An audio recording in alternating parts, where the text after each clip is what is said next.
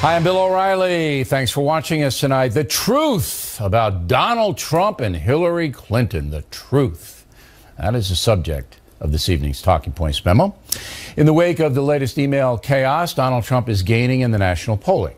Latest ABC News tracking poll has Trump up by 1.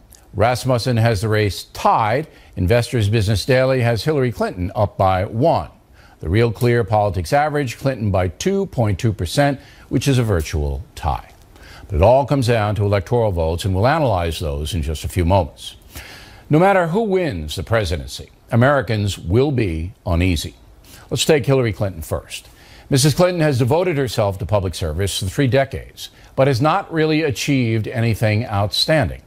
Her major accomplishment was helping the state and city of New York after the 9/11 attack. As senator here, she did a very good job getting resources into a devastated area.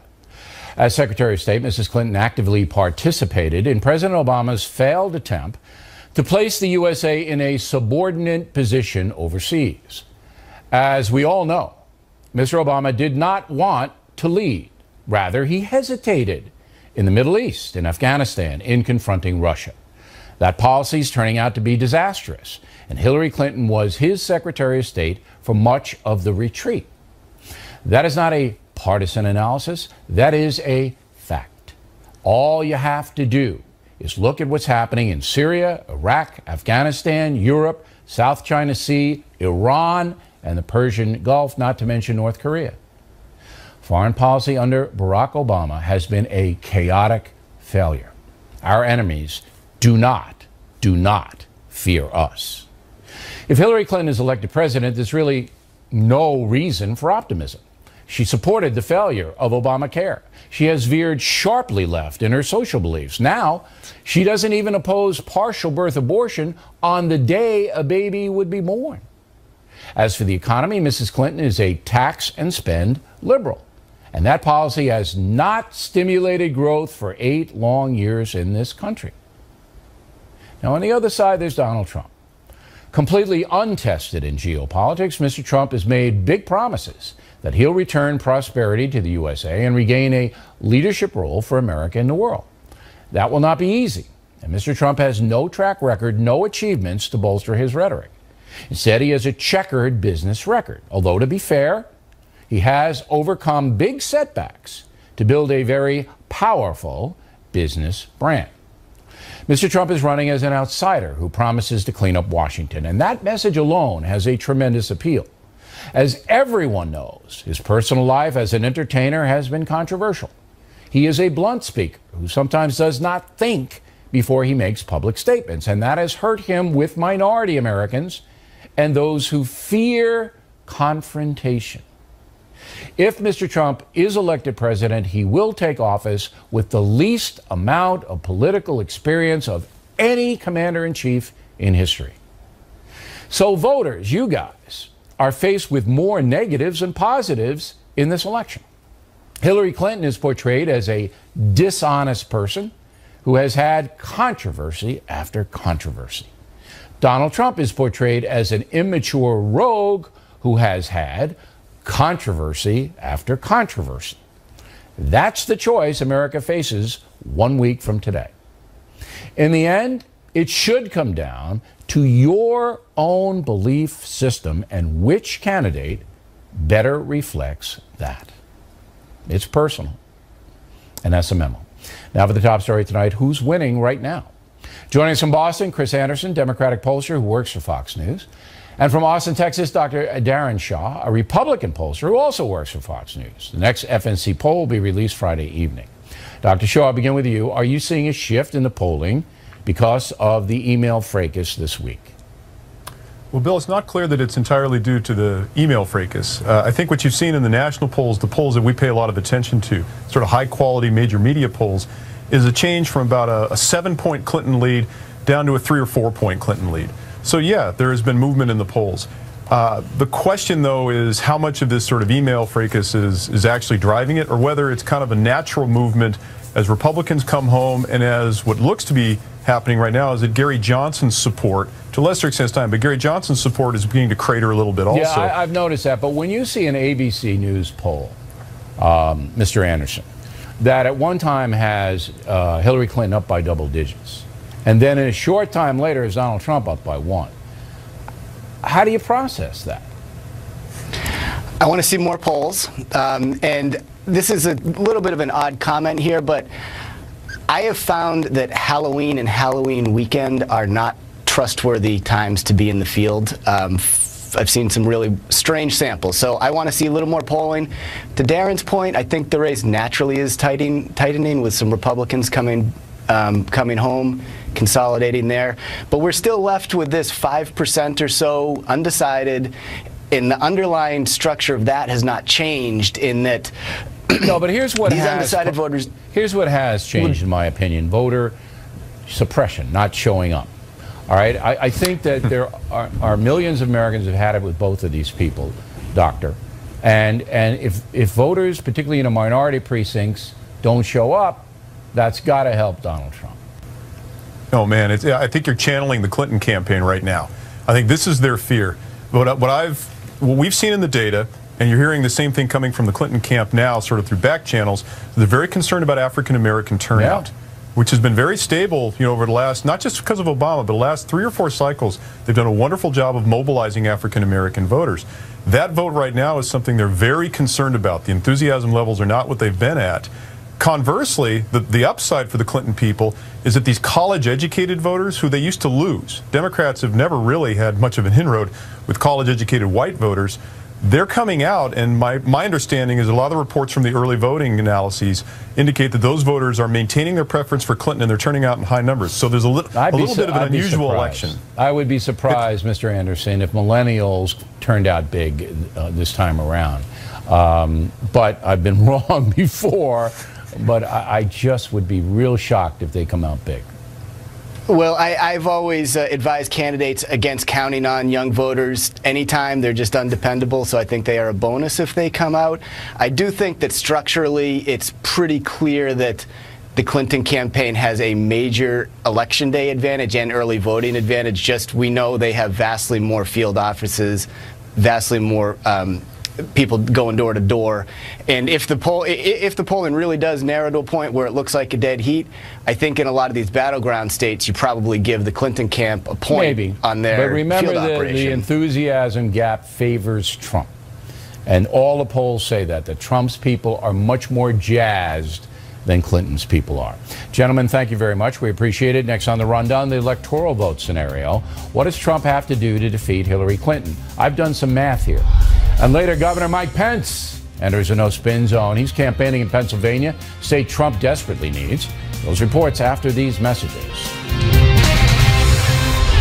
Campaign 2016 segment tonight, the Electoral College. For those of you who don't know much about it, it's a system whereby each state gets votes based upon population.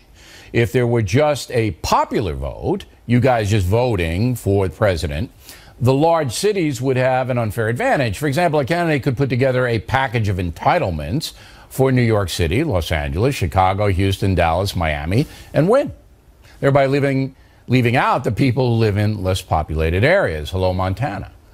There are 270 electoral votes needed to win the presidency, and right now Hillary Clinton's in the lead. Was here in New York City, Aaron Nahn, Michigan, the head of the Fox News decision desk. So yeah, I want you to bear with me here because sure. I've done my own analysis, and I have to admit, Arnon's a lot smarter than I am. So and I've told him in the break, tell me where I'm crazy, but let's just go down the list first of all. All right, leaning Democratic states. Yes. You have Colorado and North Carolina in the lean. Yes. The latest polling in North Carolina has Trump ahead. All right. There was one poll, yes. Yes, but that's the latest poll. Yeah. Colorado, Trump he's campaigning very hard in that state, which tells me the internal Republican polling says he's got a shot there. Am I wrong? The Trump campaign doesn't have that big of a polling operation, but there are clearly some signs that Colorado could go for Trump. It's close. Yeah, it's close. Okay, absolutely. Right. All right, so you were saying your own? My own sense is that his opportunities in terms of stealing states that currently we have in the Clinton column. Okay, but I don't want to get general. Okay. All right, so Colorado, if they dump out of Gary Johnson, the pot guy, which all over the country that's happening, yes, that helps Trump. Most likely, All right, yes. so that's why Trump's there. So I'm going to say Colorado and North Carolina are the leaning Democratic states that you have are possible for Trump. And maybe he can pick off Maine, one electoral vote there. Absolutely. Now we go over to leaning Republican states. All right? Yeah. Alaska, Georgia, Indiana, Missouri, Nebraska, Texas. I'm giving all of those to Trump. I think that's a good Everyone. bet. Yes. All right, so that's 79 votes.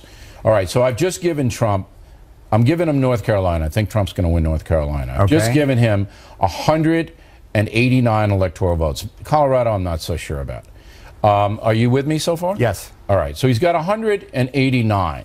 Okay. Then we go to toss-up states. Yes. He needs 270. Yeah. All right, the toss-up states, first one is Arizona. I say Trump wins because McCain's going to win big there.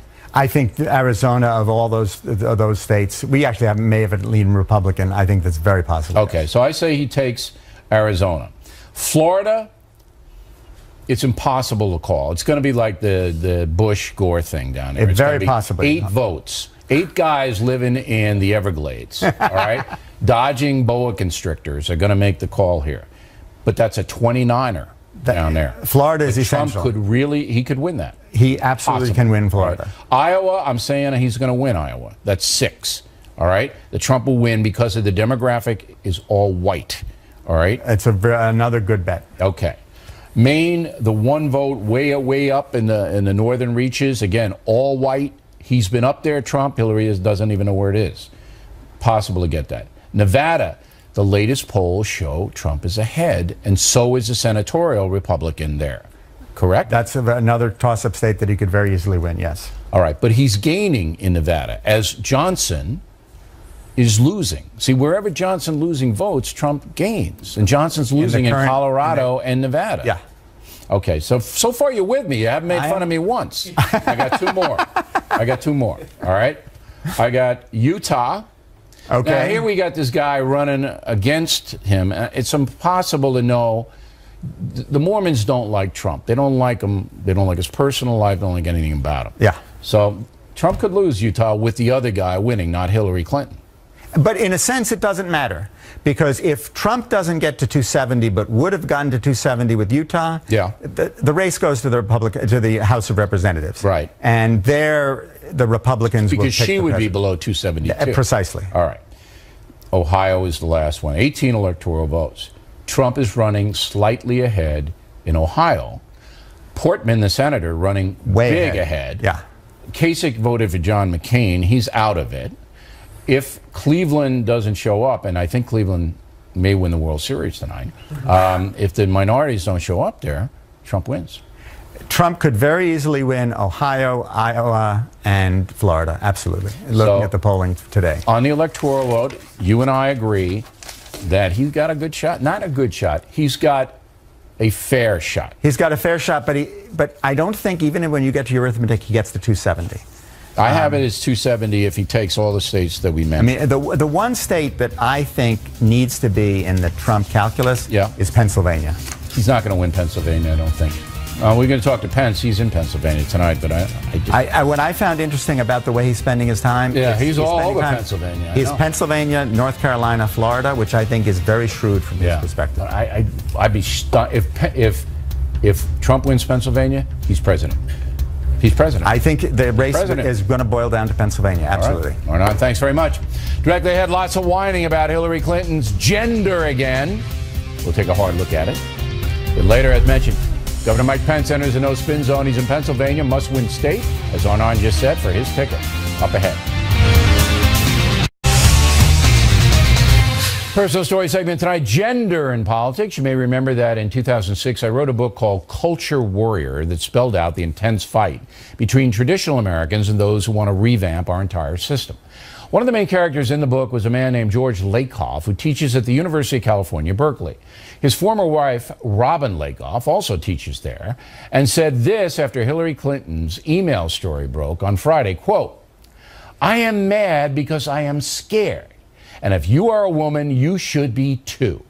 Emailgate is a bitch hunt. But the target is not Hillary Clinton, it's us. The only reason the whole email flap has legs is because the candidate is female, unquote. Sorry about the B word, but I had to do it. With us now here in New York City to react, Lisa Booth, Juan Williams. And you say, Juan? I just can't. I was a little taken aback when I read it because I just don't think that's right. I mean, she says it's an attack on us, and here she's talking about a universe of women. Yes. And I just, to me, there's a legitimate issue about the emails and about national security and Mrs. Clinton's decision to use the private server. I think it's overblown, but I think it's a legitimate issue and not a gender-specific issue. Then why do you think a professor at the University of California, Berkeley, would inject this insane thesis? So if Donald Trump had violated national security, we would have ignored it because only women, at least, are going to be subject to this kind of national security scrutiny. Well, and this woman's a teacher as well, which Yes. is even more troubling. Here's worse. You have to pay to take her class. Which blows my mind because you should. I mean, students have to actually pay. Well, I'm surprised that Time Magazine even ran this column. Why? Time because Magazine? It's asinine. Because Why? the column doesn't make any sense to Juan's point, which was actually very reasonable. So I'm surprised, but no, Juan's this. I'm just All right.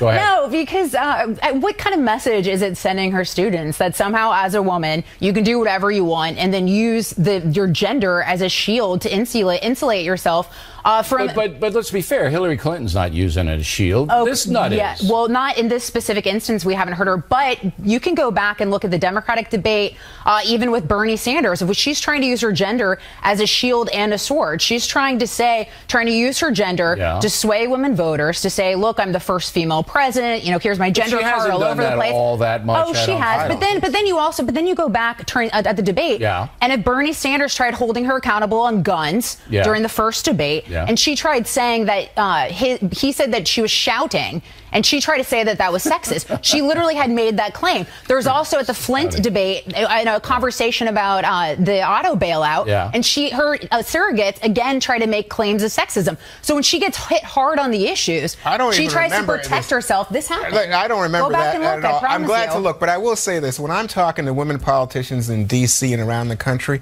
I hear a lot of them say that when they speak aggressively, they are described as shrill. When they make a tough statement, when they take a stand, they're not called bold and fresh. They're said to be uncompromising, hard-ass women and bossy. Bossy woman. I have one very simple question. They're described as shrill. Have you ever read the descriptions of me? Ever? Yeah, right? sure. Okay. I know you. They ran out of adjectives. Right. But let me there just are say, no more words to attack me with. Right. They've used them all. Am I a woman? No. But no. I'm a man. Right. So if you're in politics, yes. Okay, but let me just say, you don't think women have a harder road than men in politics? Gosh. I think there's no question. Look, I am a woman. I'm a woman. We're sitting at the same table. Yes, thank God. But this is what's absolutely absurd. How can she possibly? She's running to be commander in chief. Oh, you're talking about Hillary Clinton. Yeah, sorry, Hillary Clinton. Right. She's running to be commander. Do you honestly think Putin or anyone else is going to be sensitive to her feelings? But that's exactly what she's trying to. No, because sensitive to her feelings. Hillary Clinton is running to be commander in chief. And the second someone says something she doesn't like, hang on. She's offended because she's a woman. Lisa, who has? The left are the biggest. I haven't seen it. I haven't he seen hasn't seen it. And let me just say, who has more qualifications, more experience in terms of foreign policy? Again, and who's going to be the first? Did you hear the talking points memo? I did. Experience.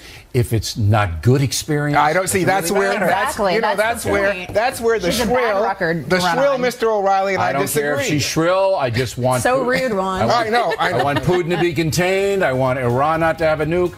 Be as shrill as you want if that happens. Juan, Lisa, thank you. Thank you. Plenty more as the factor moves along this evening. Gutfeld McGurk. I've been asked very politely come up with 2 campaign things caught their attention this week. We hope it's possible the boys can do that. Also ahead, we know Governor Mike Pence has plenty to tell us. He's trying to convince Pennsylvanians to vote for his ticket. We hope you stay tuned for those reports. His illegal segment tonight, Donald Trump continues to say he does not believe all the polling places will be legitimate. So go to your place and vote, and go pick some other place and go sit there with your friends and make sure it's on the up and up. Because you know what? That's a big, big problem in this country, and nobody wants to talk about it. In response to that, 4 state Democratic parties are actually suing Trump's campaign, alleging voter intimidation. Here now to explain further, Kimberly Guilfoyle and Elise Wheel. Voter intimidation? That's right. How? Okay, Hillary's campaign Yes, is behind 4 lawsuits in 4 states in Pennsylvania, Nevada, Arizona, and Ohio. And she's claiming the Trump campaign is intimidating, is going to be intimidating voters that come in. So after these voters vote, they're going to be hanging around the polling places, which is illegal to be hanging around if you're not one of the representatives by a campaign, and going to be trying to intimidate certain classes after of people. The vote. After they vote. So what vote. good would it do? Well, no, as they're coming in, as other voters are coming in. You said after the vote. No, after the people actually vote. After the voters vote, then they come out, and other people not coming understanding in. it. Other you a shot at it. I'm not understanding. Okay, so they're trying to sue, like she said, in the 4 states. That is correct. And the point is they want to speak to the voters after they come out to ensure the integrity. So there isn't any intention. But what good does it do? They've already voted. Well, the point is, what is the point of the lawsuit? If they're not going to try and intimidate someone in selecting and their decision for president. But how can you intimidate someone after they've already voted? Well, what I mean this is what the judge is going to have to answer and decide whether or not they're going to honor this temporary injunction to prevent these people from going to these states. The 4 parties in Nevada, Arizona, Pennsylvania, and where was the other one? Ohio. Right. They're going to have to decide what? Okay. When is this going to be amount to intimidation of voters? What physically do they decide? They decide whether or not. So, okay, I go in to vote, right? Yeah. So I voted. Then I come out. I see other people that are going to start. They're going into the polling areas. Yes. They're going to vote. I'm coming out. I'm just standing there. I'm lurking around. Watching. Standing there watching. So the judge has to decide how much time you can spend. Exactly. Like you have to get out of there in 45 seconds. There is no specific definition of intimidation, and this was designed years ago to prevent voter intimidation of minority voters. Okay. So I think this is going to fail. They're going to have to rule But I'm on not it sure how a judge can say, okay, you have a minute, 20 seconds to get out of there. In Arizona, it is a misdemeanor to stay within 75 feet of a polling place after you have voted. Okay, but so that means you have to get 75 feet away. You got to get out of there. But that's already a law. So what do they want now? So you're going to then put an injunction to prevent a potential future crime? They already have a law there. It's ridiculous, right? So what does they want the judge to do? This is going to be They want to enjoin other people. Let me give you an example. In the lawsuit, in the Nevada's lawsuit, they allege that a Trump supporter in early voting, this has already happened, they say, harassed and intimidated multiple voters outside of, this is out in Albertson's early voting location, the store Albertson's, yelling at them belligerently. Was the guy arrested? They said to call the police and the person already left. So they're saying these incidents are already happening. Listen, that's not going to be sufficient evidence or persuasive to any of the courts in any of these states to issue an injunction preventing someone from being outside. This is just a total publicity stunt. That's what it's basically it's the little like sister, cousin, whoever relative of voter fraud. Now is voter intimidation. Now it's voter intimidation. What Trump was saying over here, the Democrats are saying here, and those are states they care about. They're going to be close, so they want to put it out there like, oh, these are bad guys that want to intimidate. So if anything, if say Hillary Clinton loses, then I could say it was voter fraud. Voter intimidation. Because Ziggy stayed out there 2 minutes instead of whatever. Right. Okay. All right. More craziness. See where that's going, ladies? Nowhere. I finally have it. It wasn't your fault. It was mine because Yes, you know I'm it a was. simple man. You are simple. And I have trouble grasping concepts. It takes time. But now I'm happy because I understand. Thank you very much. We come right back. Governor Mike Pence enters the no-spin zone. Then Gutfeld and McGurk on the campaign. 2 things caught their eyes this week. Moments away. Thanks for staying with us. I'm Bill O'Reilly in the Impact segment tonight. Let's bring in Governor Mike Pence, who's running with Donald Trump on the Republican ticket. As everybody knows, he joins us from Pennsylvania. So, Governor, you guys caught a break with this Hillary Clinton email stuff. Do you think it's enough to hand you the election a week from tonight? Well, you know, long before that announcement last Friday, Bill, I mean, frankly, polls around the country were showing tremendous momentum in this campaign. And frankly, I saw it as I was traveling across the country campaigning for Donald Trump and with Donald Trump. The crowds, the enthusiasm. This is really a movement of the American people that want to make America great again. The so-called October surprise. I mean, nobody expected FBI Director Comey to come out Friday and say, hey, we have to reopen this because Huma Abedin's computer may contain national security stuff that shouldn't be on there. So, I mean, that's what I'm trying to get into perspective here, whether that's enough to put you guys over the top. In your opinion, is it? Well, I think that's in the hands of the American people, but the simple fact is that millions of Americans, Bill, were very troubled this summer when the FBI concluded that Hillary Clinton had been, in their words, extremely careless with classified information on a private server when she was Secretary of State, and yet they didn't recommend to continue the investigation or charges. We think it was right, and we commend the director of the FBI for keeping his word to the Congress and the American people. Okay. They found new, pertinent information. They're initiating investigation. But what we already knew about Hillary Clinton's years as Secretary of State, where she had a private foundation that took foreign contributions and has come out in this avalanche of emails, I truly do believe convinces millions of Americans that Hillary Clinton should never be elected President of the United States. At the end of the day, I want to tell you, there was tremendous momentum in this campaign, even before this latest announcement, and we're seeing it across Pennsylvania and everywhere we go. Well, you're down by 11 in Pennsylvania, according to the Franklin Marshall poll, but we'll get to that in a moment. But I still want to stay on Hillary Clinton here. Do you think that she is a corrupt person? Well, I don't think there's any question that over the last 30 years, the Clintons' careers have been characterized by Hillary Clinton, politics of personal enrichment. Is she corrupt? I think there's been outright corruption represented throughout their careers, Bill. Good heavens, you had Bob Woodward, famously of... You're saying yes, you think she's a corrupt person? Well, Bob Woodward of Woodward and Bernstein said on this network about a week ago that having a private foundation taking foreign contributions from foreign governments while she was Secretary of State, he said that's not unseemly. He said, quote, it's corrupt. But that's Bob Woodward saying it's corrupt. Know that. I want to know what Mike Pence says. Is Hillary Clinton corrupt? I think her actions as Secretary of State, the pay-to-play politics, where you saw Hillary Clinton and aides to Hillary Clinton actually directing contracts for the reconstruction of Haiti to friends of the Clintons who were contributors to their campaigns and their private foundation. That's the kind of pay-to-play corruption the American people are tired of in Washington, D.C. And it's going to come to an end the day that Donald Trump becomes president. I think Americans want to know if you think she's corrupt. And you've said now that you do.